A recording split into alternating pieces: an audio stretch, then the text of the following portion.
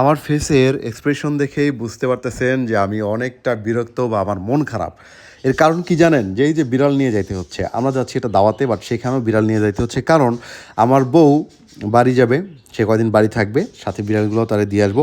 আসলে আমরা যাচ্ছি, চাচা শ্বশুর দাওয়াত দিছে। আমার চাচা শ্বশুর অনেক আগেই দাওয়াত দিছিল, বাট আমরা খুলনা ছিলাম বলে যেতে পারিনি। আজকে আঙ্কেলের বাসায় যাব। তো আঙ্কেলের বাসায় দাওয়াত দিচ্ছে, এখন বউয়ের বাসাও তো পাশাপাশি। এখন বউ বলতেছে আমি কয়দিন বেড়াই আসি, এবং সাথে তার বিড়ালগুলোও দিতে হবে। দেখেন তো, মিষ্টির প্যাকেট নিয়ে হাঁটবো নাকি বিড়ালগুলো নিয়ে হাঁটবো? মানে এতটাই বিরক্ত লাগতেছিল আমার। পরে বিড়ালগুলো বউর বাসায় দিলাম, দেওয়ার পরে যে আমরা এখন আবার রওনা হচ্ছি আমার আঙ্কেলের বাসায়, মানে চাচা শ্বশুরের বাসায় যাব। এটা কাছাকাছি বাসা, 2 থেকে 3 মিনিট। কিন্তু আমরা যারা বিড়াল পালি, বিশ্বাস করেন তাদের শান্তি নাই। এই বিড়ালের জন্য এরকম একটা অ্যাপার্টমেন্টে আমি থাকতে পারি না, মানে অ্যাপার্টমেন্ট যে বাসাগুলো আছে থাকতে পারি না। কারণ হচ্ছে আমার অনেক বিড়াল, আমি ফোস্টার করি। তো আমি কীভাবে অ্যাপার্টমেন্টে থাকবো? এখন আমার 2টা ফ্ল্যাট, মানে পাশাপাশি একটা আমরা থাকি ছোটো ফ্ল্যাটে, আর একটা বড় ফ্ল্যাটে পুরোটা আমার বিড়াল থাকে, ঠিক আছে? তো যারা বিড়াল পালে তারাই জানে যে কী পরিমাণ বাসা চেঞ্জ করতে হয়, বা বাসা 19-20 হলে বাসা আসতে বাড়িলে নামাই দেয়, ঠিক আছে? তো আমরা চলে আসলাম আঙ্কেলের বাসায়। তো আমরা আসলে অনেক লেট করে ফেলছি, সত্যি কথা বলতে। আমাদের খালা কাজ শেষ করতে করতে 1টা বেজে গেছিলো। আজকে যেহেতু শুক্রবার, নামাজের টাইম, নামাজ পড়ে তারপর আমরা চলে আসলাম। তবে সত্যি অনেক লেট হয়েছে, আমরা 2:30টার সময় আসছি। আসার পরে আঙ্কেল বলতে, তোমরা তো লেট করলা কেন? আঙ্কেলকে এক্সপ্লেন করলাম, আঙ্কেল বুঝলো। তারপরে আমরা বসলাম, বসার পরেই আমরা খাওয়ার টেবিলে চলে গেলাম। খাওয়ার টেবিলে তো ইলাহি কাণ্ড ছিল, যেহেতু আমি নতুন জামাই। আর সবচেয়ে বড় কথা কি, আমার বউ কিন্তু তার চাচাদের পক্ষে সবার বড়, এবং আমি বড় জামাই, তো আদরের জামাই বলাই যায়, তাই না? তো চাচি আম্মা অনেক কিছু রান্না করছিল। ডিমের কোরমা, তা বিফ কিমা, তারপরে যে আপনার হচ্ছে বিফ মাংস, তারপরে মাছের ভুনা, তারপরে হচ্ছে সিটরুটি, মানে সিটা রুটি যেটাকে বলে, তারপরে বিফ দিয়া টিক্কা, ঠিক আছে? তারপরে হচ্ছে আপনারা দেখেন, এখানে দেখতে পারবেন যে কত কী আছে। বাট এত খাবার, মানে কীভাবে যে খাবো বুঝতে পারতেছি না। প্রথমেই মানে আমি মাংস আর সিটরুটি নিলাম। সিটা রুটি আসলে আমার অনেক ফেভারিট। আর চাচি আমার রান্না তো অসাধারণ, কি বলবো, মানে টেস্টগুলাই ছিল মাশাল্লাহ। তো আমরা প্রথমেই সবাই সিটা রুটি আর গরুর মাংস দিয়ে খাওয়া শুরু করলাম। এরপরে আমরা স্টেপ বাকি অন্য খাবারগুলোও খাবো।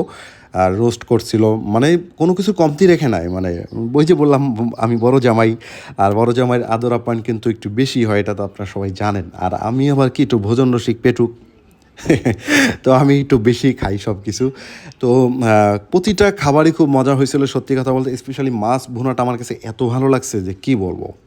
আমি ফিদা হয়ে গেছি মাছ ভুনা, খুবই ভালো লাগছে। আর এই তো আমরা সবাই মিলে এখন খাওয়া দাওয়া করলাম। কিন্তু কি বলবো, এখন বাজে মনে হয় 4টা খাইতে খাইতে। তো এখন আমি চাচ্ছিলাম যে খাওয়া দাওয়া শেষেই চলে যাব, কিন্তু না, চাচি আম্মা তো যেতেই দিবে না।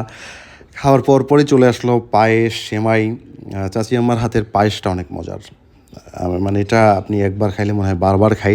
তো আমার বউ খাওয়ার পরে তুলে দিচ্ছিল। তো আমি একবারই বলছিলাম যে আমাকে একবারে অল্প দাও, কারণ আমি এত খাইছি ওখানে, কি বলবো। পোলাও, মাংস, রোস্ট কোনো কিছু কিন্তু আমি বাদ দিই নাই, ঠিক আছে? মানে আমি এত পরিমাণে খাই। আর দাওয়াত খাইতে কিন্তু খুব ভালোই লাগে, তাই না বলেন? যদি এইভাবে, তো নতুন জামাই দাওয়াত পাচ্ছি সব জায়গায়। যেমন এই যে শ্বশুরবাড়ি থেকেও তো দাওয়াত পাচ্ছি। আবার সামনে আমার ভাবি, আমার খালামণিরা আছে, তারাও দাওয়াত করতেছে। সেখানেও নতুন বউ নিয়ে যাব, সেগুলো আমি আপনার সাথে শেয়ার করব। তো আমার ছোটো ভাই, এই যে মাহমুদ, ও তাড়াতাড়ি খেয়ে নিচ্ছে, কারণ ও চলে যাবে এখনই। কারণ বাসায় আমার বিড়ালদের খাবার দিতে হবে, ও এখানে থাকবে না। আমি শেষ পর্যন্ত থাকবো। এরপরে আমরা জামাই বউ ছাদে চলে আসলাম, যেহেতু আমরা টিকটকেও ভিডিও সারি, তো টিকটকের জন্য 2-1টা রিল করলাম ছাদে এসে। এরপরে আবার বাসায় চলে গেলাম। বাসায় গিয়ে আম, শাশুড়ি চাচি আম্মা আম দিছিল, তারপরে কলা দিছিল। 2টাই কিন্তু আমার ফেভারিট, আম, কলা আর লিচু, 3টা ভালোই ফেভারিট। লিচু তো শেষ, এখন আম আর কলা দিছিল। আমটা খুবই মজার ছিল। তো আম, আমার ভাইও আম খেয়ে চলে যাবে। ও আমি একসাথেই খাইলাম, ও এখনই চলে যাবে, ও আর থাকবে না। আর আমি সন্ধ্যা পর্যন্ত থাকবো। খাওয়া দাওয়ার পরে তো মানে আম খাওয়ার পরে তো আমার আসছে ঘুম, দিব্যি একটা ঘুমাইলাম। বউ আপনাদের সাথে গল্পে ব্যস্ত ছিল, আর আমি একটা রিল্যাক্সে, মানে শ্বশুরবাড়ি পুরা ঘুমে ব্যস্ত, ঠিক আছে? আর ঘুম থেকে ওঠার পর দেখলাম যে এখানে আমার পিঠা দিছে, তেলের পিঠা। আমার সব থেকে ফেভারিট হচ্ছে ভাজাকুলি, নারকেলের যেটা ভাজাকুলি থাকে না, নারকেলের পুর দিয়ে, ওটা আমার খুবই ফেভারিট। ওটা দিছে। তারপরে কিমা পুলি দিছে, যেটাকে মাংস দিয়ে বলে কিমা পুলি, আর মানিকগঞ্জে বলে নাকি মোরগ সংসার। তো আমার শালি, এটা আমার একমাত্র শালি কিন্তু এটা। তো শালির সাথে পিঠা খাইলাম। খাওয়ার পরে আবার চাচি আম্মা 1 মগ কফি দিছে। মানে আমার চাচি আম্মা কিন্তু সব কিছু বুঝে যে আমি একটু বেশি কফি চা পছন্দ করি, এই জন্য আমার বউকে দিছে কাপে, আমাকে দিছে বড় মগে 1 মগ।